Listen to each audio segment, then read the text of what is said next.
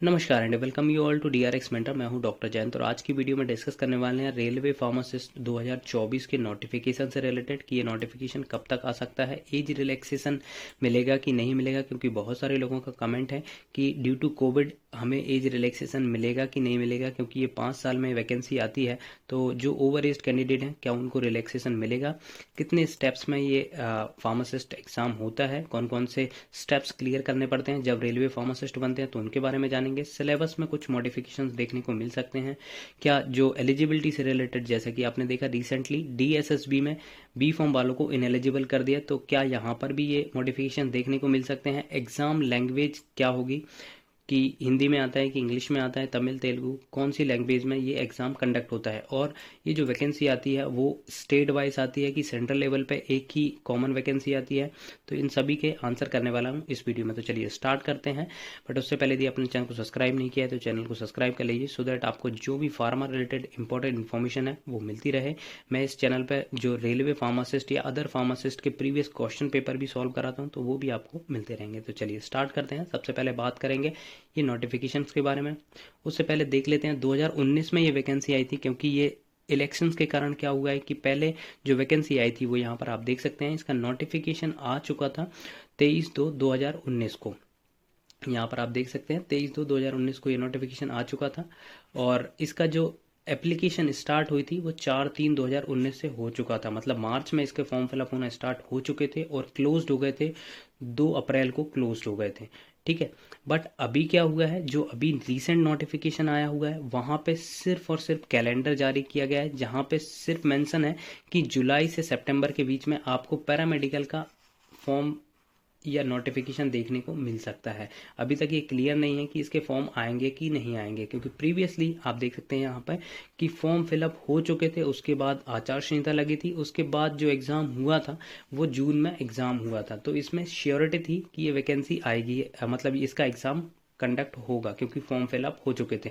But अभी क्या हुआ है कि आचार संहिता भी लग गई है और अभी तक इसके फॉर्म फिलअप नहीं हुए। सिर्फ इसमें सिर्फ डेट दी गई है कि जुलाई से सितंबर में ये वैकेंसी आएगी। तो क्या ये वैकेंसी आएगी नहीं आएगी, बहुत सारे कमेंट्स इस पे आते हैं। तो देखिए, जो अब इस कैलेंडर के अकॉर्डिंग हम देखें तो इसमें मेंशन है जनवरी से मार्च के बीच में एएलपी की वैकेंसी आने वाली है, अप्रैल से जून के बीच में टेक्नीशियन की वैकेंसी आने वाली। तो क्या इस कैलेंडर को रेलवे फॉलो कर रहा है? तो हाँ, ये कैलेंडर को रेलवे फॉलो कर रहा है। आपने देखा होगा कि अप्रैल के मंथ में एएलपी की असिस्टेंट लोको पायलट की वैकेंसी आई थी, मार्च वगैरह में, मार्च में अभी टेक्नीशियंस की वैकेंसी आई हुई है। तो यदि ये फॉलो कर रहे हैं तो हमें ये वैकेंसी देखने को मिल सकती है, बट इसका कंफर्म होगा जब ये नोटिफिकेशन इसका आएगा जुलाई से सितंबर के बीच में। नेक्स्ट डिस्कस करते हैं कि एज रिलैक्सेशन मिलेगा कि नहीं मिलेगा, क्योंकि आपको पता है इसकी मिनिमम जो एज क्राइटेरिया है वो 18 है और मैक्सिमम 35 है, इसमें डिपेंडिंग अपॉन द कैटेगरीज। तो जो भी जर्नल के कैंडिडेट हैं उनके लिए 30 ईयर है previous, according to previous notification. OBC वालों के लिए यहाँ पर है 33, क्योंकि 3 ईयर का यहाँ पर वो एज रिलैक्सेशन मिल जाता है, प्लस एससी और एसटी के लिए 5 ईयर का एज रिलैक्सेशन मिलता है, तो 35 ईयर तक वो फॉर्म फिलअप कर सकते हैं। बट रिसेंटली अभी देखा गया है कि जो एएलपी असिस्टेंट लोको पायलट है वहाँ पर 3 साल का एडिशनल एज रिलैक्सेशन दिया गया है ड्यू टू कोविड। तो शायद ये हो सकता है कि फार्मासिस्ट को भी मिले, बट यहाँ पर आने के चांसेस कम है, क्योंकि एएलपी की जो वैकेंसी आती थी वो रेगुलर वैकेंसी आ जाती थी, 2-3 साल में वैकेंसी आती थी, पर जो रेलवे फार्मासिस्ट की वैकेंसी आती है वो 5 साल में आती है। तो हमारा तो क्लियर है रेलवे फार्मासिस्ट में कि ये वैकेंसी 5 साल में आती है। तो उस टाइम यदि कोविड भी आया है तो ऐसा कुछ कह नहीं सकते, बट यदि गवर्नमेंट चाहे तो यहाँ पर 3 साल का एक्सपीरियंस दे सकती है, जिससे कि क्या होगा, जो भी ओवर एज कैंडिडेट है वो यहाँ पर फॉर्म फिलअप कर पाएंगे। जैसे कि जो भी जनरल के कैंडिडेट होंगे वो 33 ईयर तक फॉर्म फिलअप कर पाएंगे, जो ओबीसी के होंगे वो लगभग 36 तक फॉर्म फिलअप कर पाएंगे, और जो एससी एसटी कैंडिडेट होंगे वो 38 तक यहाँ पर फॉर्म फिलअप कर पाएंगे, यदि उन्हें 3 साल का एज रिलैक्सेशन देते हैं तब। ये कंफर्म हो जाएगा जब ये नोटिफिकेशन आएगा रेलवे फार्मासिस्ट का। नेक्स्ट है एलिजिबिलिटी से रिलेटेड, आपके बहुत सारे कमेंट्स आते हैं कि बी फॉर्म वाले एलिजिबल है कि नहीं है, डी फॉर्म वाले एलिजिबल है क्या। जो 10+2 मांगा जाता है, वहाँ पर फिजिक्स केमिस्ट्री बायोलॉजी वाले ही सिर्फ एलिजिबल हैं कि सिर्फ मैथमेटिक्स वाले भी यहाँ पर फॉर्म फिलअप कर सकते हैं। तो यहाँ पर आप देख सकते हैं अकॉर्डिंग टू 2019 यहाँ पर मेंशन है 10+2 इन साइंस इट्स इक्विवेलेंट। तो यहाँ पर सिर्फ 10+2 साइंस किया है, तो यहाँ पर फिजिक्स केमिस्ट्री बायोलॉजी वाले भी फॉर्म भर सकते हैं और मैथ्स वाले भी फॉर्म फिलअप कर सकते हैं। Diploma in pharmacy and registered as a pharmacist, तो जो डिप्लोमा वाले हैं उनके पास 10+2 होना चाहिए साइंस में, सेकेंड उनके पास डी फॉर्म होना चाहिए और थर्ड उनके पास फार्मासिस्ट रजिस्ट्रेशन होना चाहिए। जब ये नोटिफिकेशन आएगा आपके पास, यदि जब ये नोटिफिकेशन आएगा या फॉर्म फिलअप होंगे, यदि आपके पास आप रजिस्टर्ड फार्मासिस्ट नहीं होंगे तो आप इसका फॉर्म तो फिलअप कर सकते हैं, बट डॉक्यूमेंट वेरिफिकेशन में आपको प्रॉब्लम देखने को मिल सकती है। तो इसलिए आपकी जब एलिजिबिलिटी हो तभी इसका फॉर्म फिलअप करें। अब बी फॉर्म के केसेस में यहाँ पे आप देख सकते हैं, तो जो बी फॉर्म डिग्री वाले हैं उनको कोई भी यहाँ पर एक्सपीरियंस वगैरह भी नहीं लिखा है, सिर्फ लिखा हुआ है bachelors degree in pharmacy from a recognise university और equivalent and registered as a pharmacist. तो बी फॉर्म वाले हैं वो बी फॉर्म की डिग्री चाहिए उनके पास, और जो ग्रेजुएशन वाले हैं और आपके पास रजिस्ट्रेशन होना चाहिए पीसीआई का।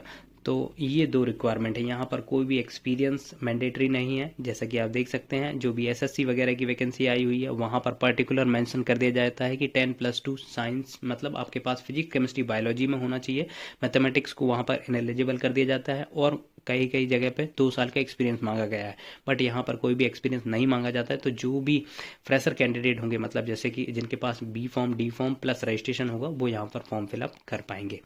नेक्स्ट डिस्कस करते हैं, आप यहाँ पर देख सकते हैं कि कितनी स्टेजेस में ये रिक्रूटमेंट होती है। तो सबसे पहले इसका फॉर्म आता है, फॉर्म आने के बाद फॉर्म फिलअप हो जाते हैं, फिर आपका होता है सीबीटी, कंप्यूटर बेस्ड एग्जाम होता है। कंप्यूटर बेस्ड एग्जाम होने के बाद इसका रिजल्ट आता है। रिजल्ट में यदि आप रैंक करते हैं, मतलब मेरिट में आपकी रैंक आती है, तो आपको डॉक्यूमेंट वेरिफिकेशन के लिए बुलाया जाता है। डॉक्यूमेंट वेरिफिकेशन के बाद आपका मेडिकल एग्जामिनेशन होता है। मेडिकल आप जब फिट होते हैं तब आपको अपॉइंटमेंट दी जाती है, और फिर आपकी पर्टिकुलर जो भी आपकी स्टेट होगी या फिर आपका जो ऑफिस होगा वहाँ पर आपको ज्वाइनिंग दी जाएगी। फिर ज्वाइनिंग के बाद भी स्टेप्स होती हैं, जैसे कि आपके कुछ डॉक्यूमेंट्स वगैरह रिक्वायर्ड होते हैं, जैसे आपका एनपीएस अकाउंट खुलता है, सैलरी अकाउंट ओपन होता है, आपका आईडी वगैरह बनता है।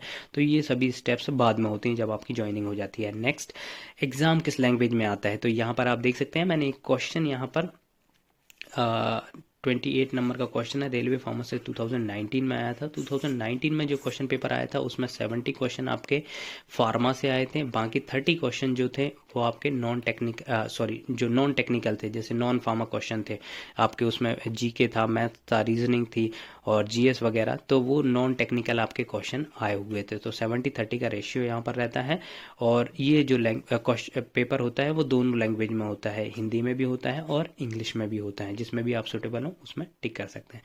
ठीक है, नेक्स्ट अब डिस्कस करते हैं कि इसका जो स्टेट वाइज आती है या सेंट्रल लेवल पे आती है। तो यहाँ पर आप देख सकते हैं ये जो है आरआरबी ऑफिस होते हैं, रेलवे रिक्रूटमेंट बोर्ड के ऑफिस हैं।